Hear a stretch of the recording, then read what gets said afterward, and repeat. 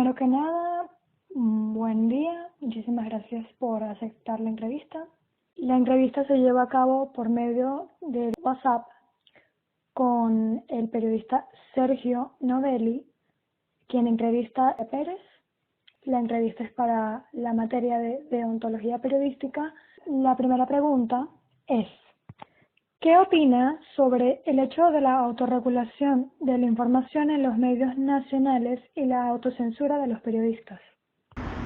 Bueno, este tema es inevitable. Definitivamente, mientras se continúe en Venezuela, es inevitable que no haya autocensura. Todos hemos caído en ello de una u otra forma. Yo hoy me encuentro fuera de Venezuela, pero estando en el país, de alguna manera, pues me autocensuraba en el sentido de que yo prefería decir las cosas de una manera para evitar tener algún tipo de sanción de parte de mis superiores o para evitar incurrir a bueno, que la empresa en la que trabajaba incurriera en alguna sanción por parte de los organismos que son los que regulan pues las comunicaciones en el país. No estoy de acuerdo, pero es preferible de alguna manera pues evitar decir ciertas cosas para de alguna manera pues proteger no a la persona, pero sí el espacio, porque al final no estás trabajando para ti mismo, estás trabajando para muchas personas. O sea, de tu trabajo dependen también muchas personas. Eh, Cuando el periodista es independiente ya la cosa es distinta, pero cuando el periodista trabaja en un medio de comunicación, pues pienso que la autocensura o autorregulación, como tú me lo llamas, la verdad es que, bueno, a veces es una herramienta que se usa para lo que te decía, evitar males mayores. En ese contexto, entonces, sugiere que la autocensura o autorregulación sirve como una herramienta para proteger al periodista. Considera que en el contexto actual del país, la autocensura entonces es un medio de protección que tienen los periodistas o de contribuir a la inaccesibilidad de la información. Era un poco lo que te decía, un poco en lo que me basaba, pues de alguna forma es como protegerse ante cualquier ataque.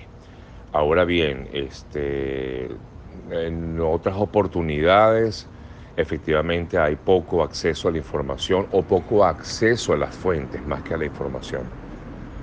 Las fuentes informativas, sobre todo las fuentes de gobierno, poco hablan o mejor dicho, tienes poco acceso a ellas. Solamente cuando pues dan algún tipo de rueda de prensa o algo similar. De resto es muy difícil tener acceso a ellas. De acuerdo, en efecto, la información en este tiempo actual de nuestro país sí es complejo obtener información y a nivel periodístico es complicado. Y si la autocensura contribuye a la labor periodística del comunicador social y hasta qué nivel lo hace. No sé si contribuye, no sé si contribuye, o sea, lo que como te decía, es como una especie de herramienta que utiliza en todo caso el comunicador, el periodista, para evitar ser sancionado, como te comentaba, o el medio en el que trabaja, pues. Este, y efectivamente, bueno, es la manera. Por ejemplo, hoy día sé de colegas que viven en Venezuela y que no pueden decir presidente encargado Juan Guaidó, sino que tienen que decir que es el presidente de la Asamblea Nacional. De lo contrario, pueden ser sancionados en sus programas, en sus espacios, por parte de Conatel. Entonces, de alguna forma, eh, es una autocensura, te estás autocensurando, tú mismo no lo puedes decir. Entonces, es eso, pues lo que te decía, una herramienta que se utiliza. Es preferible, bueno, prefiero seguir aquí, aportar algo, a quedarme callado y salirme de aquí. ¿Me explico? Perfectamente. Entonces, sería en tal caso que la autocensura que se impone al periodista se vuelva una censura total por parte de los medios. Bueno, no es lo mismo autocensura que censura. A ver, censura es no decir nada y autocensura es limitarse, es mi punto de vista, es lo que yo pienso. Eh, yo creo que no es la autocensura. Yo trabajé durante un tiempo en Globovisión en los últimos años antes de venirme a Estados Unidos y allí intentaron prohibirme decir muchas cosas y yo lo que hacía era pues sencillamente meterme por los lados o buscar digamos alternativas para poder llegar al punto correcto de lo que quería decir. Comprendo. Entonces considera la autocensura, la regulación y a su vez la ética periodística que está más guiada a lo personal o a lo profesional, desde su punto de vista profesional. Bueno, yo siento que cada uno de los términos que me plantea son distintos. La autocensura es una cosa que tiene que ver con lo que ya te he comentado antes, es lo que decide en todo caso el medio o el periodista de decir o no decir. La regulación son leyes que tienes que seguir porque bueno, porque son leyes y hay que respetar las leyes. Y la ética periodística es lo que tú sientes que debes decir o no decir. Además que la ética periodística está basada sobre todo en ser objetivo, en ser imparcial y tratar siempre de buscar ese norte como fin último de tu ser como comunicador. El tema está en que, lamentándolo mucho, eso se puede manejar en países libres de libre ejercicio de periodismo. En Venezuela no hay libre ejercicio de periodismo.